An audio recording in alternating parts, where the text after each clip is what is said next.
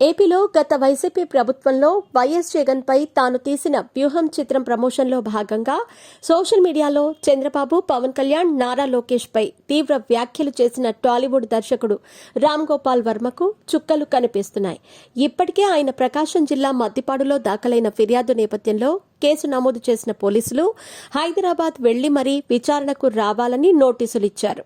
మాజీ CM YS Jagan పై గతంలో వ్యూహం చిత్రం తీసిన రామ్ గోపాల్ వర్మ ప్రమోషన్లో భాగంగా సోషల్ మీడియాలో చంద్రబాబు, పవన్ కళ్యాణ్, నారా లోకేష్ పై పెట్టిన పోస్టులు వివాదాస్పదమయ్యాయి.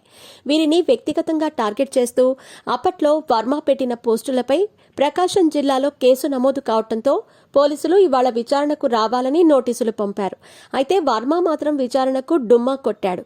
అంతేకాదు తనకు 4 రోజుల సమయం కావాలని పోలీసుల్ని కోరారు. ఇప్పటికే ఈ కేసులో తనను అరెస్ట్ చేయకుండా ఉత్తర్వులు ఇవ్వాలని ఏపీ హైకోర్టును ఆశ్రయించిన రామ్ గోపాల్ వర్మకు చుక్కెదురైంది. వర్మ అరెస్ట్ కాకుండా ఉత్తర్వులు ఇవ్వలేమని హైకోర్టు తేల్చి చెప్పేసింది. అంతేకాదు కావాలంటే ముందస్తు బెయిల్ పిటిషన్ దాఖలు చేసుకుంటే విచారిస్తామని కూడా హైకోర్టు తెలిపింది. అయితే వర్మ ఇప్పటి వరకు ముందస్తు బెయిల్ పిటిషన్ దాఖలు చేసుకోకపోవటం, చివరి నిమిషంలో విచారణకు గైర్హాజరు కావడంతో ఆయన్ను అరెస్ట్ చేసే అవకాశాలు కనిపిస్తున్నాయి. అయితే వర్మ విజ్ఞప్తిని పోలీసులు అంగీకరిస్తే మాత్రం 4 రోజుల తర్వాత విచారణ జరగనుంది.